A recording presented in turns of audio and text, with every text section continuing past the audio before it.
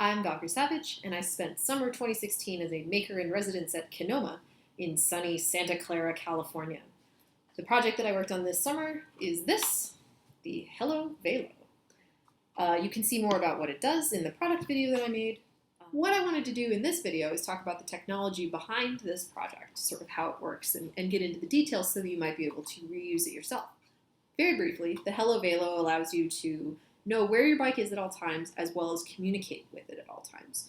So it gives your bicycle a phone number. You can text it and ask it where it is. It also has a GPS radio so that it actually knows its physical location all the time. So using this device, you can, for example, come to the end of your workday, forget slightly where you've parked, ask your bike where you parked, and send you a map. And it can also detect when you're leaving the office and use that information to send a heads up to whoever's waiting for you at home. So this is enabled by 5 pretty simple components. So of course the Kenoma element is the brains of the outfit. It runs all the code that we're going to go through later, which in turn drives the rest of the components. The Adafruit phono board is basically a stripped down cell phone.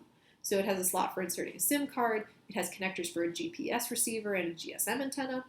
This board also has a little bit of memory on it. It's enough to hold text message logs, and it can be controlled via a serial connection with the Kenoma element. You can find a list of the commands that it supports on Adafruit's website. The GPS receiver takes care of positioning using timing information from satellites. It can triangulate the location of the Velo to anywhere on Earth. The GSM antenna connects to the cellular network, and it basically enables everything that a traditional phone is capable of. So it allows you to make and receive calls, send and receive text messages, also called SMSs, and use the cellular data network to make web requests. And finally, the lithium polymer LiPo battery powers the project. So I custom designed the case that all this fits into using OpenSCAD, which is a free programming-based modeling tool. You can find the source files and the printable STL files on Thingiverse, and you can print your own or you can repurpose the files as you see fit for new use. So what does the code look like for the Velo? All of it's written in JavaScript using the Kenoma.js framework, which is used to program the Kenoma element and Kenoma Create. I write my software in an IDE called Kenoma Code, which makes it easy to upload code to the element. We can program our element's pins using the built-in pins module, which lets us set them to ground, power, digital and analog I/O, serial or I2C, and which also allows us to send and receive data on the pins. Of course, we start out by configuring the phono board, but this isn't as easy as just configuring the pins like we normally do in an element project. Once we've established serial communication with the phono, we have to wait a little bit for it to wake up and start receiving and responding to our commands. Then we have to configure our SMS preferences. We have to make sure that we get connected to the wireless data network, the cellular network that we're planning to use for data, and we also need to ensure that our GPS gets a fix. Then we set up our repeating functions. So we periodically ask the phono if it's received any new text messages and where the GPS says we are. So if we receive a new text message, we parse it to figure out who sent it and what they want. We'll only divulge the bicycle's location to its owner. We'll also answer a few simple sort of conversational things like, hello, what's your name, what's the meaning of life. Since all of this parsing happens on the element itself, it's fairly simple, but you can imagine hooking up to a cloud-based conversational agent like Alexa in order to get more of a personality for your bike. As we get a stream of GPS locations, we need to check whether we've moved from the last place that we recorded. Our error bound that we're using is about 60 meters because we see roughly that amount of drift sometimes when the bike is parked under overhangs or inside a building or something like this.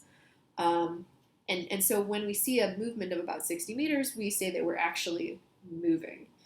Then we need to determine if we're actually heading home. So that is if our current location is closer to our house than our office was. And if we decide that that's really what we're doing, then we need to compose a text message to our significant other who's waiting for us at home, letting them know what time we think we'll be back. So here in the US, it's sort of a simple problem because it's fairly deterministic how long it's going to take you to get somewhere by bicycle. You get on your bike and then you get in the bike lane. Maybe you'll see 1 or 2 other people on your way home, but in general, you just bike and then you arrive.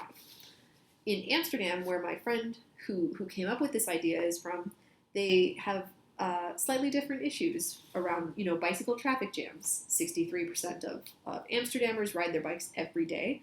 So it can vary from day to day depending on what the bicycle traffic looks like. So instead of relying on a preset time that it will take to get from the office to home, we update each day to figure out how long it will take today at this time to get from our office to home. To do that, we rely on Google Maps. So we make an API request to Google Maps. Whether that's via Wi-Fi or the cellular data network depends on, where our element is. If we're actually within range of a Wi-Fi network that we're familiar with, then we just make a regular HTTP request. However, if we're not, we have to make a call through the phone board to the cellular data network, which will then send back the same response. So the response from Google Maps is actually quite large. It includes turn-by-turn directions. It includes instructions in HTML for rendering those directions and how to put together the maps and all of these details. But really, we're only interested in how long it's going to take. So we stream the response from Google until we get to that information, and then we just allow the rest of the reply to sort of flow back into the ether. It's not interesting to us, and in fact, it can overload the space in our element. So we're saving ourselves a little bit of trouble by shortening that response once we get the information that we need. As a part of this project, I built a library for the Adafruit phonoboard, which you can use in any of your Canoma Create or Canoma Element projects. You can find it in the Canoma GitHub repository. So I hope to hear back with any comments or questions from those of you that decide to build the project or use the library.